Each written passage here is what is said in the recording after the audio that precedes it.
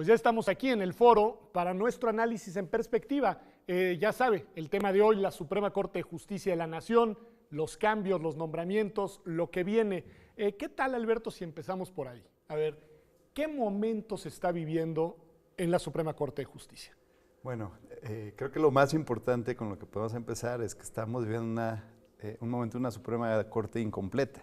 Okay. Tenemos 10 ministros, nos falta uno. Con el inicio del periodo de sesiones del Congreso, pues debería esperarse que pronto esa incompletud de la Corte se superara. Se solvente. A ver, lo primero que dirías entonces es tenemos una Corte que tiene un ministro menos de los que debería tener.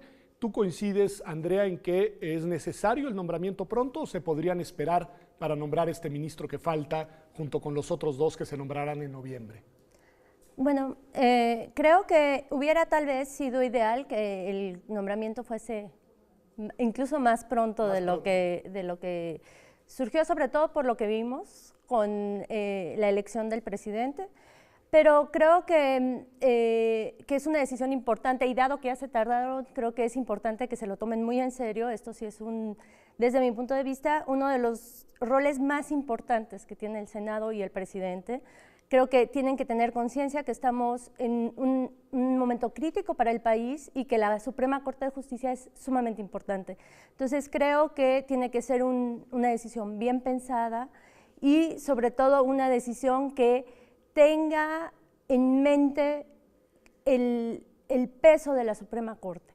Entonces, que piensen en quién van a elegir y cuál es el perfil de quien tienen que elegir. Que tienen que elegir. A ver, por una cuestión para quienes no son expertos en esta materia, Alberto, nos dice Andrea con razón, esta es una decisión que llama a la responsabilidad y al sentido de Estado del presidente de la República y del Senado de la República. ¿Cuál es el procedimiento de nombramiento? Es decir, ¿por qué estos actores tienen un papel importante? ¿Cómo se nombra un ministro de la Corte? Bien, aquí el proceso inicia con la terna que presenta el presidente de la República. O sea, el presidente de la República presidente piensa en 3 buenos candidatos para cubrir una vacante, como en este caso porque hubo el fallecimiento de un ministro, Valls, claro. O porque alguno de los ministros está próximo a cumplir su término, que es de 15 años, los ministros en México tienen un plazo de 15 años en el cargo, o que ya se ha terminado el término y no lo han elegido todavía, ¿no? Entonces el presidente de la República manda una terna con los candidatos que él considera que sean los más adecuados y el Senado recibe esta terna, la procesa en la Comisión de Justicia y la Comisión de Justicia, pues de cierta manera, lleva un proceso de auscultación de estos 3 candidatos a ministros. Los entrevistan, revisan los currículums, digamos, se expone también estas candidaturas un poco a la opinión pública y ya que tienen desahogado este procedimiento, entonces se pasa al Pleno del Senado para que el Pleno vote por alguno de los 3 candidatos. El candidato que obtenga mayoría sería el candidato. Una mayoría especial. Una mayoría simple. Una mayoría. Pero aquí hay un punto importante. ¿Qué pasa si no se logra la mayoría necesaria para nombrar un ministro? Porque tengo la impresión de que lo que pasa es que regresa de nuevo al presidente de la República. Exactamente, ¿no? Quien nombraría en su caso otra terna. El sistema en México determina que si otra vez no se lograra un consenso suficiente para elegirlo, entonces el presidente elegiría de esa segunda terna, lo cual no ha ocurrido en México, pero el diseño institucional sí es un diseño que le da un peso importante al Ejecutivo. O sea, que el en otros presidente países manda una terna, se la rechazan, reenvía una terna y si se la rechazan, ¿designa libremente? De la segunda terna. De la segunda terna, Sí. dentro de los 3 Dentro nombres de los que 3 envió por segunda sí, ocasión. Sí. Y eso no ha pasado, pero podría pasar. No entonces. ha pasado, pero podría pasar. Sí, es un peso importante que se le da al presidente en el país. No, pues un dato interesante ese. Hay una cuestión importante. Dices, Alberto, que hay que conformar una terna. Y dice Andrea que la terna pues debe de responder a perfiles que, digamos, estén en sintonía con la responsabilidad de la Corte.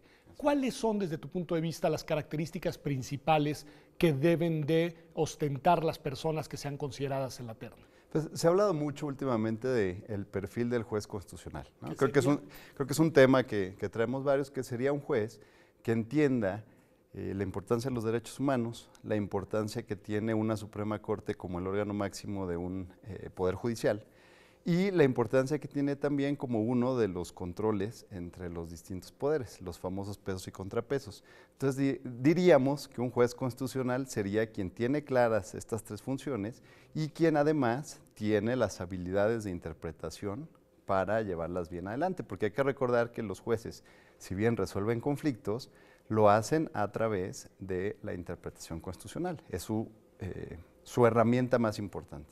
¿Tú dirías, Andrea, que lo más importante es que sea una terna de técnicos del derecho sumamente sólidos o que tengan otro tipo de habilidades? Me interesa mucho tu punto de vista porque miras este problema desde la perspectiva de la ciencia política, no nada más del derecho.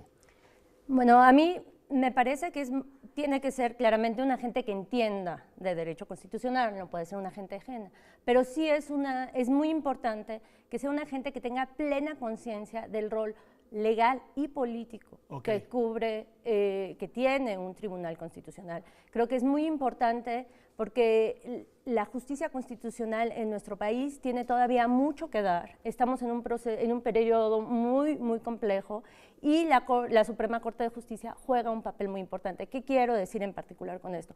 Creo que además de sus capacidades como un conocedor del derecho, tiene que ser también una gente que sea capaz de dialogar con sus pares, de generar consensos, de deliberar, de generar equipo. Claro. Y además, eso lo podremos discutir tal vez más tarde, en ese punto en particular nuestra Corte está en este momento en un periodo de crisis. Entonces creo que sí es una gente que tiene que ser una gente abierta, que tiene que ser un conocedor del derecho, pero tiene que también ser un político en el sentido amplio de la palabra. Sí, quiero regresar a ese punto. Me interesa mucho esto que dices de que en qué momento de la Corte se van a dar estos nombramientos, porque yo creo que es algo importante, pero antes de ver el punto, Alberto, salvo que tú quisieras ya empezarle a entrar a esto que plantea Andrea, hay una discusión que siempre se pone. Dice, ok, me dicen ambos, estoy de acuerdo, debe de estar consciente de la que va a ser su tarea institucional, debe de conocer el derecho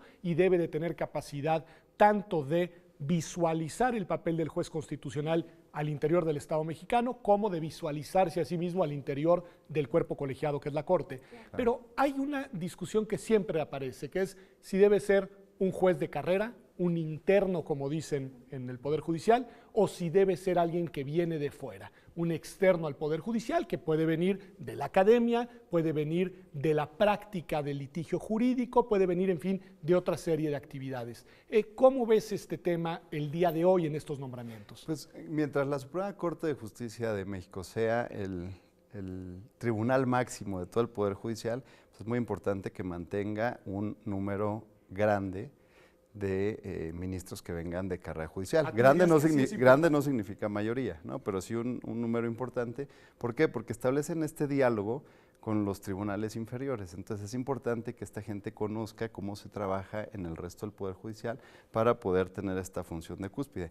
No pensaría lo mismo en un tribunal, en un tribunal constitucional, que no fuera la cúspide del Poder Judicial. Vamos a, para los que están acá, hay dos posibles diseños institucionales. Bueno, hay más, pero uno en el cual la Suprema Corte es al mismo tiempo el Tribunal Supremo y el Tribunal Constitucional. Exacto. Y otros diseños en los cuales la Suprema Corte es solo Tribunal Supremo y el Tribunal Constitucional es independiente. Entonces pensaría tú me dirías, si hubiera un Tribunal Constitucional, cosa que no hay en México, estaría bien que fuera integrado por quienes no tuvieran carrera judicial. Sí, o sea, no sería algo tan importante.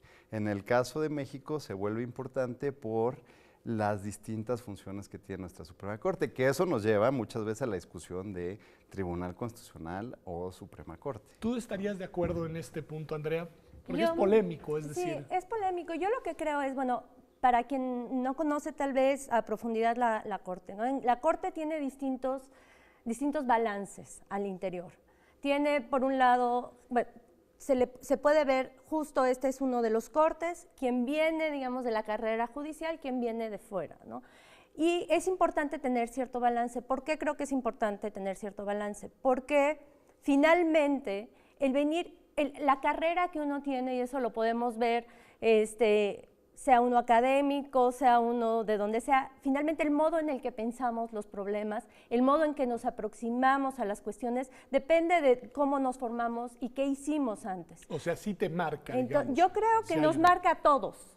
No Ok. nos determina porque somos, afortunadamente, y creo que en esto sí la Corte ha dado, se ha visto en la Corte, somos gente que tenemos capacidad de aprendizaje, entonces podemos aprender, pero sí nos marca y sobre todo nos marca en el sentido de cómo pensamos. Entonces creo que es muy importante que vienen tres designaciones, que se trate de generar un balance, que no sean todos de la carrera, que no sean todos externos, hay que pensar en los balances, eso es parte de la tarea que le toca al Senado. ¿Por qué? Porque finalmente, porque es un tribunal constitucional, y en esto coincido con Alberto, el Tribunal Constitucional sí requiere miradas múltiples. Entonces yo creo que sí, un externo es importante porque es importante ver al derecho de un modo abierto. Es importante también que haya gente interna, ¿por qué? Porque finalmente, desde mi punto de vista, no muy afortunadamente, la Corte hace demasiadas cosas y una de las cosas que hace es justamente ser la cabeza. Entonces, creo que ese es uno de los balances que va a tener que cuidar el Senado, y otro, bueno, la presencia de mujeres, que también es muy importante. Vamos de por ahí, le pregunto al hombre sobre la presencia de mujeres. ¿Nos basta la presencia de mujeres para que haya visión de género? Yo creo que no. A ver. Yo creo que tener 2 ministras de 11 es un número bajo. Ok, ¿tú dirías mayor presencia de mujeres? Creo que tendríamos que pensar en equilibrarlo. Equilibrarlo. Sí. Tú dirías un 5 o 6, en fin. Para cualquier género, ¿no? O sea, me parece que es muy importante. Muchas veces he sostenido que nuestra primera desigualdad es la de género, la de casa, puede ser la más dura. Entonces, si vamos modelando nuestras instituciones para que esa desigualdad se vaya desapareciendo, pues creo que vamos a poder superar esa primera desigualdad. Eso supondría, es decir, obviamente es la visión de Alberto, supondría que lo ideal sería que estos 3 nombramientos fueran mujeres, porque ahora sale una mujer y quedaría solamente una en la Corte, ¿no? Y es un dato importante. Claro, sí, o sea, yo creo que mientras más rápido, mejor. Ok, entonces es una posición. Pero bueno, entrémosle al tema de mujeres y género, porque no es lo mismo. Es decir, ¿nos garantiza la presencia de mujeres una visión de género? Yo creo que no. No, claramente no. Yo creo que, bueno, no es una condición suficiente, Okay. Es decir, no todas las mujeres tienen visiones de género, eso es claro. Es un punto importante, porque lo hemos visto en la misma Corte con las ministras actuales. Claro. Una de ellas, que es quien desafortunadamente se va, tiene una visión de género muy comprometida. Muy comprometida. La otra, digámoslo con claridad, esa no es su agenda prioritaria. No. Ahora, es importante, digamos, son 2 cosas separadas, pero también es cierto que sí hay, digamos, hay cierta vinculación, aunque no es una relación, digamos, necesaria. No todas las mujeres tenemos una aproximación a los problemas constitucionales con una perspectiva de género, pero sí, definitivamente, el que haya más mujeres genera la posibilidad, por lo menos, de plantear y de abrir esta cuestión, y no solo en esta institución, sino en todas las instituciones, que haya un sesgo tan claro con respecto a los hombres, que haya tan poca presencia de las mujeres, bueno, creo que sí es un problema. Yo también creo, y creo que además hay un mensaje, digamos, implícito en el tipo de composición que le das a los órganos colegiados, ¿no? Exactamente. Y yo creo que es interesante. Bueno, hemos visto, digamos, 2 de los ejes de las posibles ecuaciones. Uno que tiene que ver con este tema de internos-externos y esta cuestión de hombres-mujeres. Hay uno que me interesa mucho y que no es fácil de asir, perdón, que es el mapa ideológico. A nuestros ministros en los últimos años, a ellos mismos, eso me gusta subrayarlo, les ha dado por llamarse liberales y conservadores. Bueno, ¿cómo estamos? ¿Quiénes se van? ¿Cómo era Valls? ¿Quiénes deben entrar? ¿Más conservadores, más liberales? ¿Qué quiere decir esto? Bueno, es una clasificación que nunca me ha parecido demasiado adecuada para la Suprema Corte Mexicana. Pero se la dan ellos mismos. Se la dan ellos mismos, claro, digo. Okay. Puede ser que lo hayan aprendido de la Corte norteamericana, que es como la Corte prototipo en muchos lugares. Me costaría mucho trabajo dividir entre liberales y conservadores en la Corte mexicana si no tomamos por lo menos esta clasificación que alguna vez hizo Bobbio, ¿no? De hay que dividir en liberales y conservadores en lo político, en lo político-social y liberales y conservadores en lo político-económico. Okay. ¿No? Entonces, si tenemos por lo menos estos 4 cuadrantes que nos darían estos 2 ejes, podríamos hacer una discusión mucho más interesante al respecto. Y creo que una condición interesante que se da aquí es que muchos de nuestros ministros que se consideran liberales en unos temas son muy conservadores en otros, ¿no? O sea, no es común que quien sea liberal en lo económico sea liberal en lo social. No, yo de hecho yo no lo soy. Yo soy liberal en lo social, pero no soy liberal en lo económico, por ejemplo, ¿no? Que es un eje que ahí se rompe. Entonces, digamos, ¿no? claro, es una clasificación que me parece bastante incompleta. Ahora, pensando en lo que, digamos, en los temas que normalmente hacen que se divida esto, como por ejemplo las cuestiones de aborto, las cuestiones de matrimonios entre personas del mismo sexo, que son temas sociales, pues quizás sí tenemos una tendencia más a liberales y conservadores. Lo primero que diría al respecto es que la tendencia está reduciendo. O sea, aquellos ministros ultraconservadores no hay más en la Corte. Okay. ¿No? Quizá los liberales ahí han ido ganando un poco la partida. Me parecería que la Corte ha tendido más al ala liberal. o por lo menos a eliminar el ala ultraconservadora.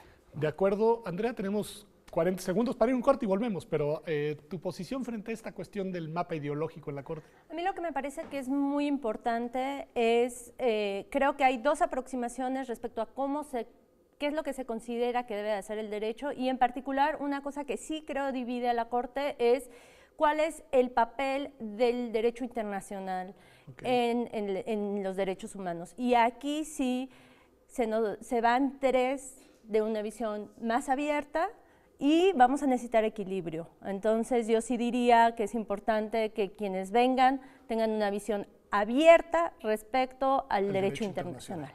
Pues bueno, ¿qué les parece si hacemos una pausa y volvemos? Dejé en el tintero, y no lo vamos a dejar de tratar, este tema de cómo funciona la Corte hacia adentro como órgano colegiado, y me parece que va a ser muy importante para abordar el tema no perder de vista esto que nos están diciendo sobre los mapas ideológicos de los ministros, porque de eso también depende la manera en la que se relacionan entre ellos. Pero bueno, estamos aquí en Observatorio. No se vaya, quédese con nosotros, que estamos hablando de uno de los 3 poderes de la Unión, o mejor dicho, de la cabeza de uno de los 3 poderes de la Unión, la Suprema Corte de Justicia de la Nación. Esto es Observatorio. Regresamos.